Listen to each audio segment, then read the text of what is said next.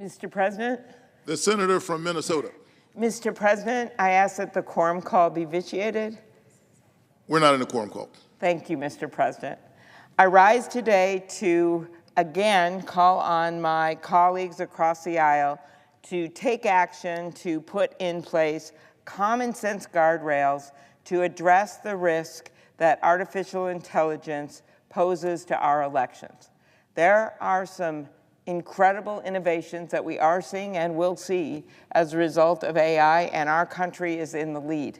And I want those innovations to be good, and I want us to lead the world as we have for so long. But if we don't put some common sense rules in place, such as the bill Senator Thune and I have to create a regulatory framework for non-defense applications, or some of the other bipartisan bills that have come out of the Commerce Committee, I think that we're going to lose the positive for the negative. So I'm trying to look at some common sense rules, and one of the most obvious ways that we can put some rules in place is when it comes to democracy, which to me is kind of a hair on fire moment.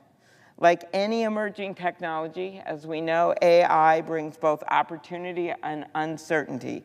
As the columnist David Brooks has said, the people in AI seem to be experiencing radically different brain states all at once. He said, "I've found it incredibly hard to write about AI because it is literally unknowable whether this technology is leading us to heaven or hell." So we want it to lead us to heaven. And we want to get those new cures for medical diseases, and I've seen the work done right in my own state at Mayo. But one of the things that we must do, and Senator Schumer and Senator Heinrich and Rounds and Young have been leading the way to find a group of bills that we could actually pass, and perhaps we could do this at the end of the year.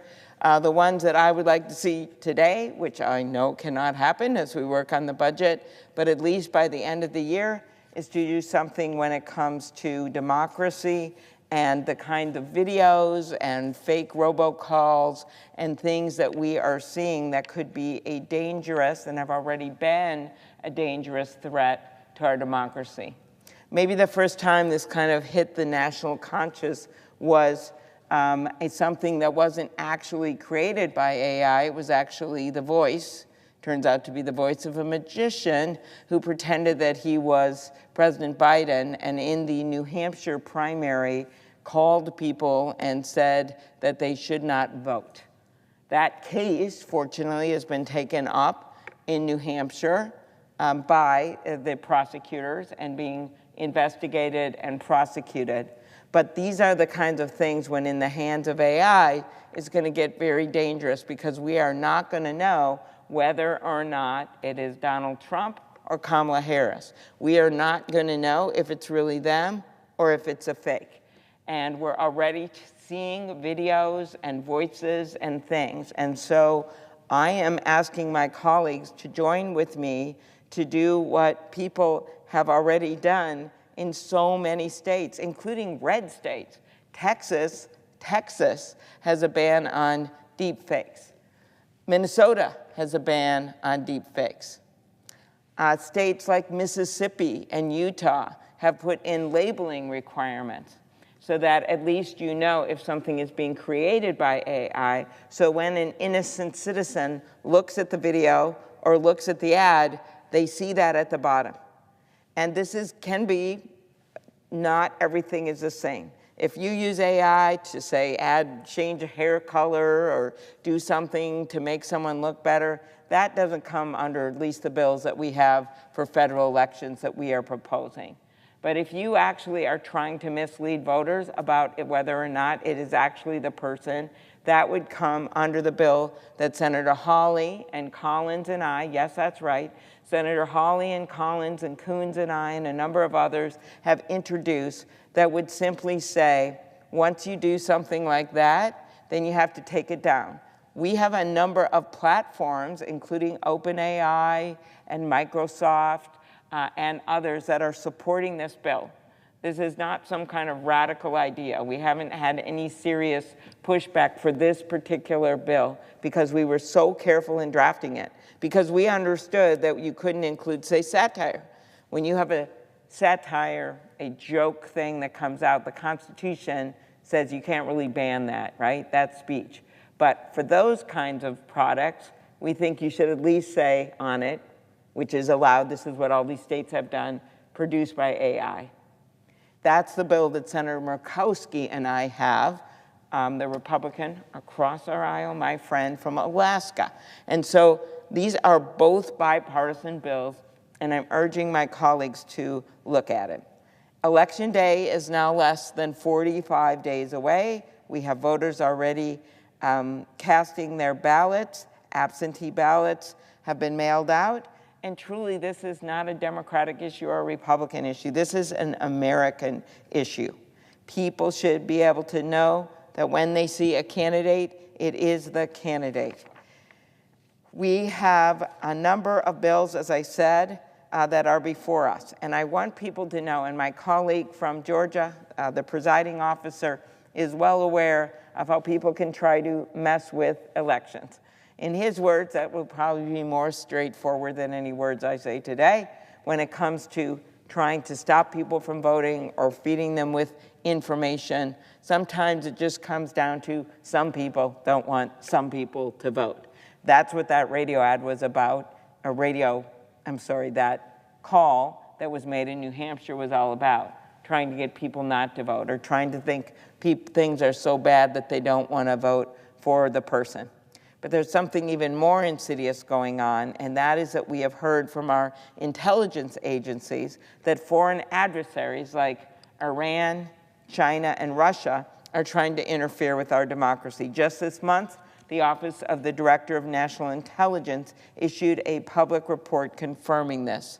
In May, the Director of National Intelligence, Avril Haines, testified about an increase in foreign influence efforts and how AI can make it easier to amplify deceptive content. By the way, this has happened before in our elections. It's happened around the world. It's not necessarily, in some cases, directed at the right or the left. The foreign interest just decides, well, what do I want to mess around? Sometimes, as in the past, Russia just wants to mess around. They'll mess around from the right and from the left just to create chaos. FBI Director Christopher Wray echoed this concern when he said that the U.S. will face more adversaries moving at a faster pace enabled by new technology. And the Department of Justice took action 3 weeks ago to disrupt Russian government-backed efforts to interfere in our election, which includes the use of AI to spread disinformation online. We have seen this technology being used to generate viral, misleading content to spread disinformation and deceive voters about candidates from both parties. In July, as I note, there was just recently the deepfake of Vice President Harris's voice saying things she never would say about President Biden. According to reports, it was seen more than 130 million times in just 4 days. Now, maybe if you watch the whole thing, you know that it's not her. Not everyone does that, right? You look at snippets on the internet, you look at part of it, and again, many people, I had people say, wow, to me, I know that seems strange for people that are in the Beltway and they watch everything, but if you just watch something for a few seconds, you may not know whether or not it's actually the candidate or not. And that's why in this case, because it was arguably satire, you would at least have a label through the whole thing, and that would be a requirement if we pass the bill Senator Murkowski and I have. Earlier this month, Taylor Swift talked about how AI was being used to make it look like she endorsed a candidate that she didn't even endorse. As the election approaches, now is when disinformation can have its biggest impact and when we could possibly see the worst of the worst. So whether you're a Democrat or Republican, no one wants to see fake ads or robocalls when you cannot even tell if it's a candidate you love or the candidate you don't like. That's why, as I note, 19 states across the country, red, blue, and purple, have passed laws in this area. On the federal level, the bill I have with Senator Collins, Senator Hawley. It is sitting there. We got it through the Rules Committee, but unfortunately, our colleagues on the other side of the aisle have blocked this bill from being considered in the past when I asked unanimous consent for it. I note it is a bipartisan bill. It is supported by 40 national security experts and current and former government officials, including former Secretaries of Defense Chuck Hagel and Leon Panetta, Secretaries of State from both parties. It's supported by Federal Election Commissioner, former Federal Election Commissioner Chairman Trevor Potter, who was appointed by a Republican president. I mentioned OpenAI, Microsoft, IBM, Salesforce supporting the bill. It has a bipartisan companion bill led by Representatives Derek Kilmer of Washington and Tony Gonzalez, Republican of Texas. We must get this done.